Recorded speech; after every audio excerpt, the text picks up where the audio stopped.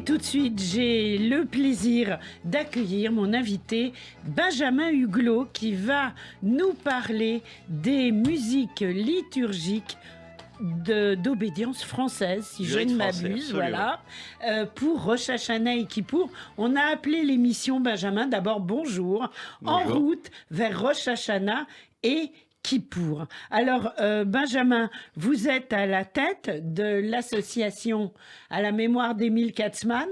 Absolument, voilà, je suis Hazan et j'ai eu la chance d'être introduit à la liturgie par Émile Katzmann. Oui. Et donc j'ai décidé voilà, de suivre cet apprentissage, de suivre cette voie et de devenir Hazan. Et donc on a sélectionné plusieurs extraits. Alors on va vous entendre, vous, voilà. Et à la fin on entendra Émile dans son célébrissime Kol Nidre, bien sûr.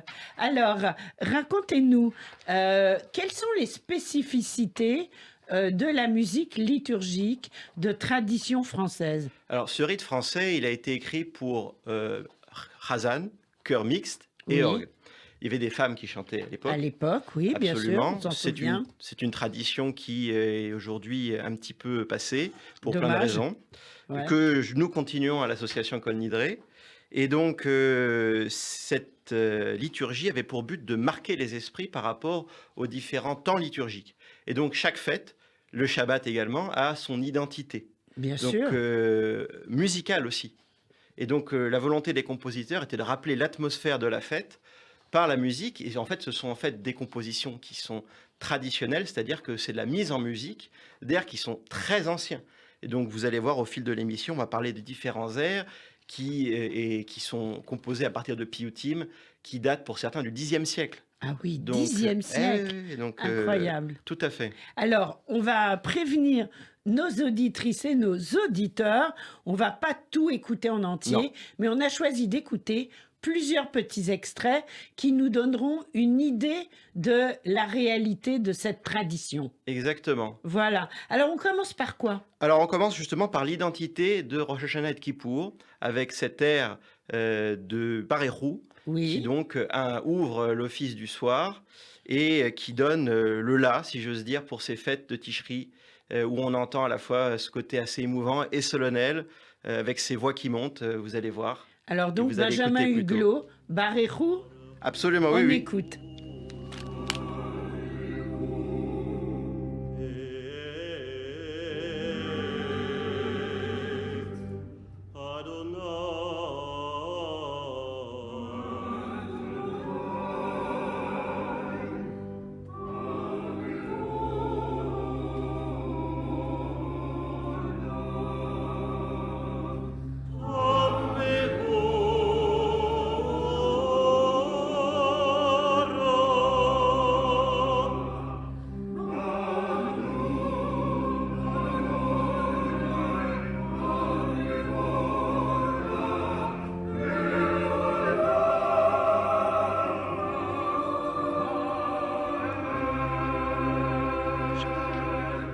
Voilà, Barérou, Benjamin Huglot et ses choristes, on peut dire. Oui, tout à fait. Voilà, magnifique, hein. Des chanteurs certainement très professionnels, parce qu'on entend vraiment la qualité de leur voix. Alors, le morceau suivant des fêtes de Tishri, ça va être Unsane Tokef. Absolument. Alors, je vous le disais, c'est un piyut qui a été inséré entre l'Amida et la Kedusha. C'est vraiment une tradition ashkénaze. La tradition nous rapporte que ce serait le rabbin Amnon de Mayence qui, au Xe siècle, aurait composé ce piyut alors qu'il était en train d'expirer. Ah oui. Et que ce piyut a été inséré entre la Amida et la Kedusha pour justement expliquer le fait que, voilà, pour exprimer les souffrances du peuple juif, l'idée de jugement, l'idée que les choses sont en train de s'ouvrir, le compositeur a vraiment restitué, c'est ça qui est très beau en fait, c'est que l'écriture musicale respecte le texte hébreu, parce que ce sont des compositeurs qui sont tous hébraïsants. Bien sûr. Et qui ont donc justement pour but de restituer l'émotion, la kavana, par la musique. Alors ça veut dire, entretenons-nous de la sainteté de ce jour. Toujours vous, Benjamin, avec les chœurs, on écoute.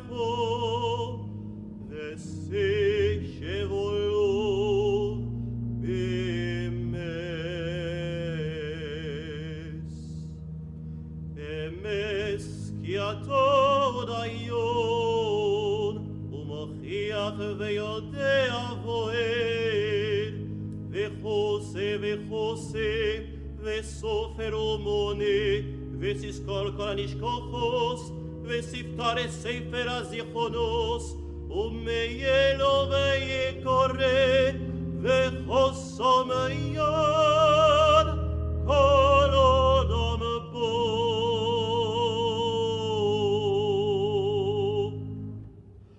ובשופר גדול יתוקע,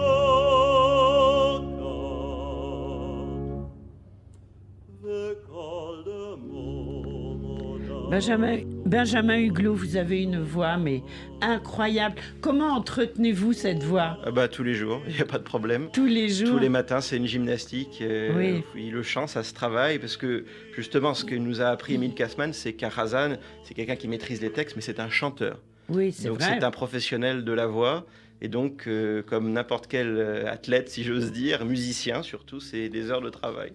Eh bien, ça s'entend, c'est juste magnifique. Alors là, on va écouter un autre morceau que je vais laisser vous présenter, Onotovo. Alors c'est donc le vidouille, c'est la confession des péchés, qui est donc récité cette fois-ci à Kippour seulement. Et c'est vraiment à la fois le fait qu'on invoque l'Éternel et tout en listant tous nos péchés et en se présentant de manière humble et à la fois consciente de nos actes. Et encore une fois, la musique restitue bien cette intention de prière. On écoute.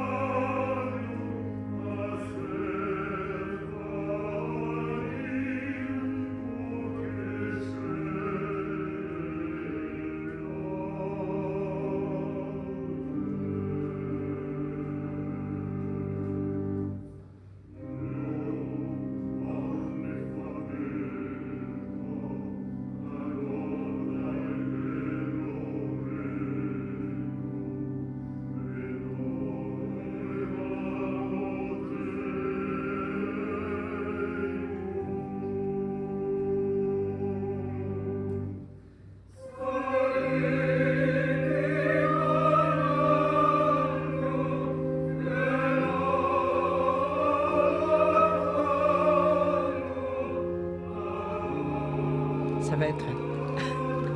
Nous... Voilà, on écoute ce morceau emblématique de Kippour et puis on commente avec Benjamin Huglot. En effet, l'orgue existait au temple. Oui, tout à fait. En Oui. fait, c'est une invention très ancienne. Il y avait des orgues hydrauliques déjà en Égypte, Oui, en ancienne Égypte. hydraulique. Oui, tout à fait.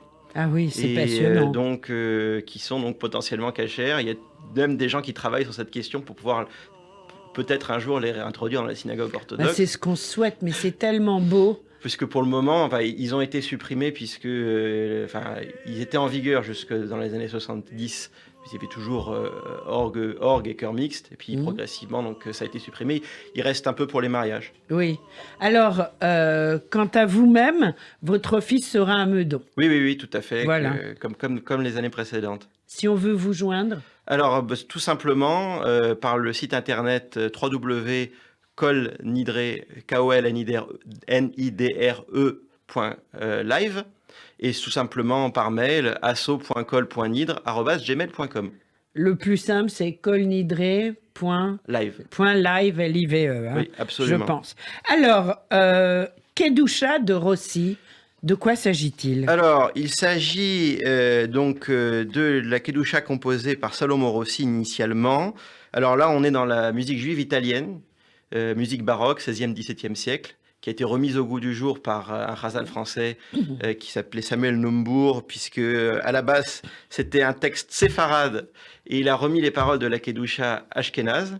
Et c'est traditionnellement, en tout cas selon le rite d'Émile Kassman, enfin le rite français perpétué par Émile Kassman, elle est récitée, puisque à Kippour on récite 4 fois, la Kedusha récitée la 4e fois à Neila, et on prend la Kedusha de Rossi.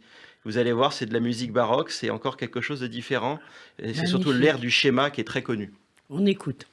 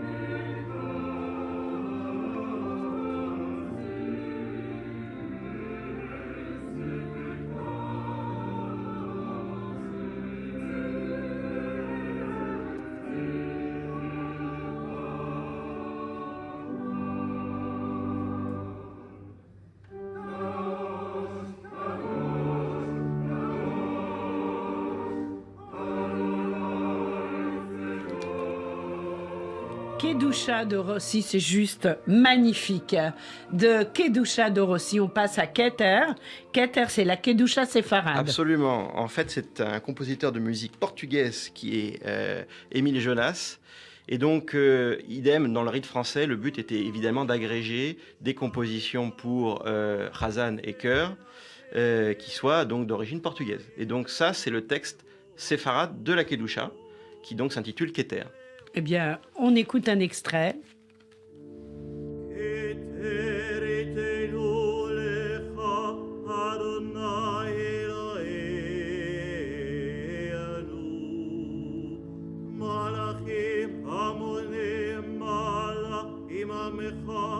ישראל כבוצי מטה, יחד כולם קדושה לך ישלשו, כדבר יעבור על יד נביאך וכרזי ארזי ואמר.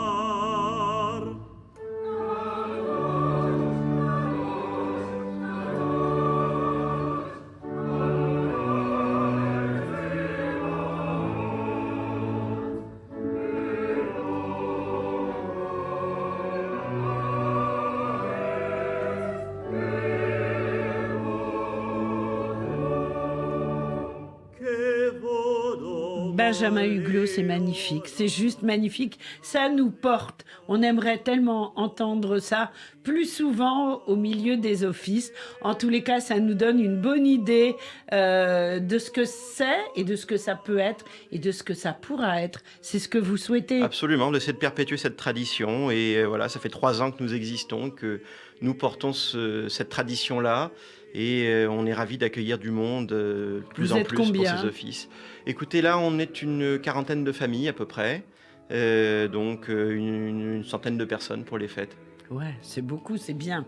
C'est bien, et ça sera à Meudon. Redonnez-nous votre site. Oui, www.kolnidre.live. Parfait. Eh bien, merci beaucoup pour tout cela.